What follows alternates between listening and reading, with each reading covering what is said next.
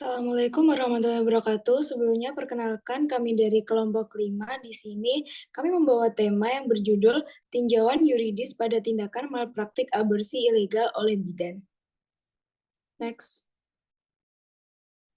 Yang pertama adalah latar belakang, yaitu kehamilan merupakan keadaan yang sangat bahagia bagi setiap pasangan yang telah sah.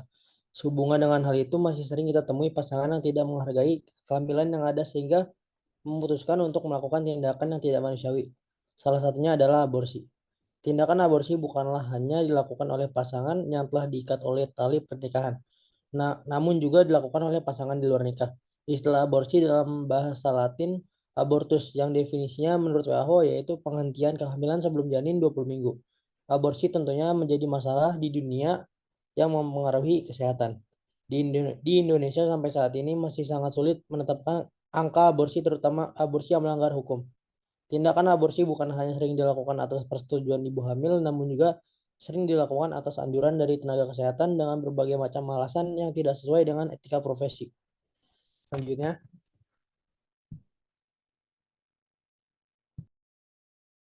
Selanjutnya ada tujuan penelitian. Yang pertama ada tujuan umum. Tujuan umum yaitu untuk mengetahui pengaturan hukum kode etik profesi bagi pelaku malpraktik aborsi. Kemudian yang kedua, untuk mengetahui pertanggungjawaban hukum kode etik profesi pada malpraktik aborsi. Next. Selanjutnya ada tujuan khusus, yaitu mengidentifikasi kode etik profesi terkait, menilai kejelasan dan ketegasan kode etik profesi terkait malpraktik aborsi, menganalisis kasus studi malpraktik aborsi, dan yang terakhir ada menentukan sanksi dan pertanggungjawaban hukum kode etik profesi pada malpraktik aborsi.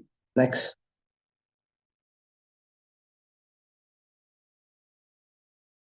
Yang selanjutnya ada uraian khusus. Di sini uraian khusus ada dua. Yang pertama yaitu Marudut Marbun alias Dr. Anggi membuka usaha praktik klinik aborsi atau tanpa nama di Jalan Paseban Raya, nomor 61 RT 02 RW 07, Kelurahan Paseban, Kecamatan Senen, Jakarta Pusat.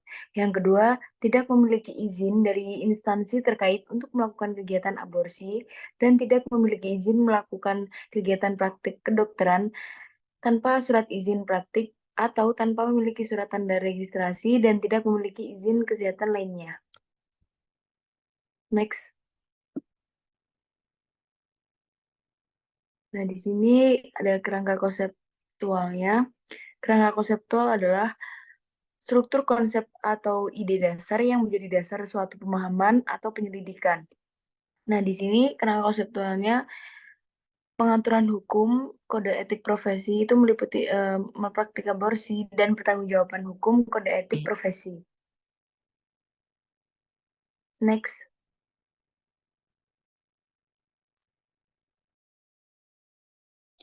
Nah, di sini ada pengertian aborsi. Menurut atas Ronald Meharja sendiri, aborsi ini adalah keluarnya hasil pembuahan janin yang belum waktunya dari kandungan ibu dan belum dapat hidup di luar kandungan. Tindakan aborsi adalah tindakan yang dilakukan oleh seorang perempuan dengan bantuan tenaga medis, obat, atau lainnya dengan maksud memberhentikan proses pembentukan bayi dengan cara menggugurkan janin yang ada di dalam kandungan sebelum usia kehamilan telah tua. Kata abortion ini yang diterjemahkan menjadi aborsi dalam bahasa Indonesia mengandung arti keguguran dengan keluarnya embrio atau fetus tidak semata-mata terjadi karena secara alamiah, akan tetapi karena disengaja atau terjadi karena adanya campur tangan manusia. Aborsi itu sendiri dibedakan menjadi dua, yaitu ada abortus spontan dan abortus provokatus. Yang pertama adalah abortus spontan. Abortus spontan ini merupakan pengguguran kandungan yang terjadinya secara alami tanpa ada usaha dari luar atau campur tangan manusia. Meliputi abortus spontaneus yang berarti pengguguran kandungan secara tak sengaja dan abortion natural yang berarti pengguguran kandungannya secara alamiah. Yang kedua ada abortus provokatus, di mana pengguguran kandungan yang satu ini termasuk ke dalam pengguguran yang disengaja karena adanya perbuatan dari manusia. Pengguguran kandungan yang tidak diinginkan ini meliputi medikalis dan kriminalis. Medikalis adalah pengguguran kandungan yang dilakukan berdasarkan alasan medis, sedangkan kriminalis adalah pengguguran kandungan yang dilakukan dengan sengaja melanggar berbagai ketentuan hukum yang berlaku. Next. Selanjutnya yaitu konsep aborsi menurut Undang-Undang Kesehatan. Undang-Undang Kesehatan Nomor 36 Tahun 2009 tentang Kesehatan, pada pasal 75 ayat 2 terdapat pengecualian larangan aborsi Litania Tawa Aja 2022, yaitu setiap orang dilarang melakukan aborsi kecuali berdasarkan indikasi kedaruratan medis yang dideteksi sejak usia dini kehamilan, baik yang mengancam nyawa ibu dan atau janin yang menderita penyakit genetik berat dan atau cacat bawaan, maupun yang tidak dapat diperbaiki sehingga menyulitkan bayi tersebut hidup di luar kandungan atau kehamilan akibat perkosaan yang dapat menyebabkan trauma psikologis bagi korban perkosaan. Dimaksud indikasi kedaruratan medis tertuang dalam pasal 32 Peraturan Pemerintah Republik Indonesia Nomor 61 Tahun 2014 tentang Kesehatan Reproduksi, yaitu indikasi kedaruratan medis meliputi kehamilan yang mengancam nyawa dan kesehatan ibu, dan atau kehamilan yang mengancam nyawa dan kesehatan janin, termasuk yang menderita penyakit genetik berat dan atau cacat bawaan, maupun yang tidak dapat diperbaiki sehingga menyulitkan bayi tersebut hidup di luar kandungan.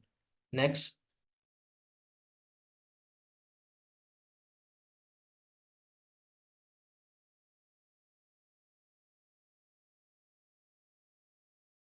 Selanjutnya adalah materi mengenai pengaturan hukum kode etik bagi pelaku malpraktik aborsi. Tindak pidana aborsi merupakan perbuatan melawan hukum karena telah menghilangkan nyawa seorang manusia yang belum dilahirkan atau masih di dalam kandungan. Perbuatan aborsi yang dilarang ditujukan kepada buah kandungan yang hidup. Sejak awal pembuahan sehingga janin tersebut sudah memiliki arti yuridis yang berarti ia memiliki hak untuk hidup. Sehingga perlakuan aborsi dianggap melanggar undang-undang karena melakukan kejahatan terhadap nyawa manusia. Namun ada juga perlakuan aborsi yang diperbolehkan, yaitu pada pasal 75, berisi indikasi kedaruratan medis yang dideteksi sejak usia dini kehamilan, baik yang mengancam nyawa ibu atau janin, yang menderita penyakit genetik berat atau cacat bawaan maupun yang tidak dapat diperbaiki, sehingga menyulitkan bayi tersebut hidup di luar kandungan. Next.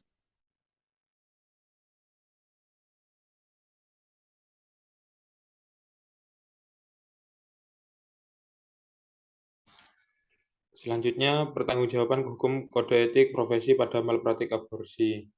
Pelaku tindak pidana yang dimaksud pada kasus dalam penelitian ini yakni seorang bidan yang melakukan tindakan menggugurkan kandungan atau aborsi kepada pasien yang hamil karena hubungan gelap dengan pasangan atas permintaannya dengan imbalan yang ditentukan. Tindakan yang dilakukan oleh terdakwa diketahui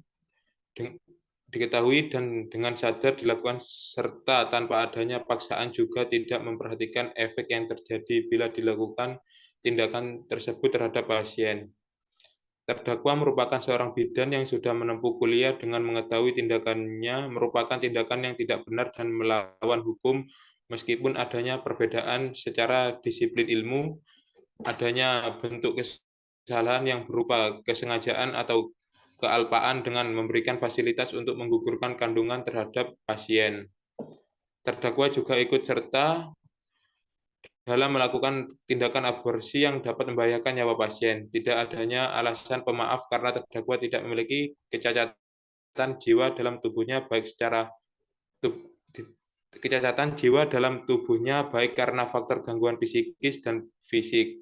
Tindakan tersebut dilakukan oleh terdakwa dengan adanya pemberian imbalan berupa imbalan dan menerimanya tanpa memikirkan resiko yang akan terjadi dan melakukan pelanggaran kode etik.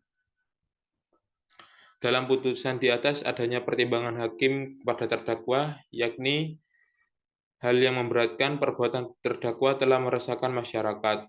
Perbuatan terdakwa telah menghilangkan nyawa manusia, sedangkan hal meringankan terdakwa bersikap sopan di persidangan, terdakwa menyesali perbuatannya dan berjanji tidak akan mengulangi perbuatannya di kemudian hari.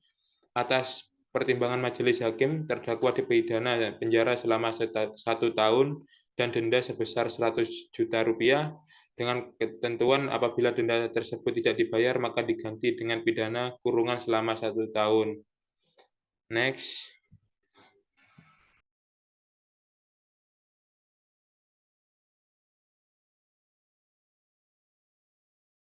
Kesimpulan yang kami dapat dari kasus tersebut adalah Pengaturan hukum bagi pelaku malpraktik aborsi, yaitu pelaku tindak pidana aborsi dalam penelitian sesuai dengan putusan nomor 32 tahun 2018. Ini telah diatur juga pada pasal 194 Undang-Undang nomor 36 tahun 2009 tentang kesehatan yang berbunyi, setiap orang dengan sengaja melakukan aborsi tidak sesuai dengan ketentuan sebagaimana dimaksud dalam pasal 75 ayat 2 dipidana dengan penjara paling lama 10 tahun dan denda paling banyak 1 miliar rupiah. Tanggung-jawaban pelaku malpraktik aborsi yang dilakukan oleh bidan untuk dapat mempertanggungjawabkan perbuatan tindak pidana yang telah dilakukannya, maka terdakwa haruslah mengakui kesalahannya sehingga patut bertanggung jawab atas perbuatannya. Jika bidan melakukan tindak pidana aborsi, maka kita dapat melihat pengaturan hukumnya pada pasal 349 KUHP. Selanjutnya yaitu saran.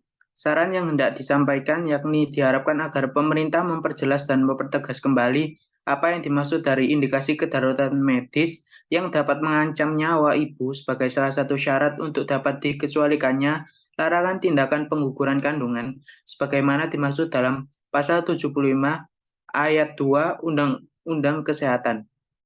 Agar indikasi kedaruratan medis yang dapat mengancam nyawa ibu, sebagaimana dimaksud di dalam pasal 75 ayat 1 tentang Undang-Undang Kesehatan, tidak dimanfaatkan dan dijadikan celah oleh oknum tertentu untuk melakukan tindakan abortus provokatus yang tidak sesuai dengan pasal 75 ayat 2 tentang Undang-Undang Kesehatan.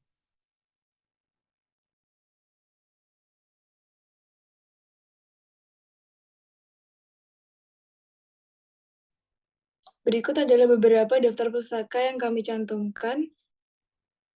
Next. Sekian, terima kasih atas perhatiannya. Kami dari kelompok 5 Pembit undur diri. Wassalamualaikum warahmatullahi wabarakatuh.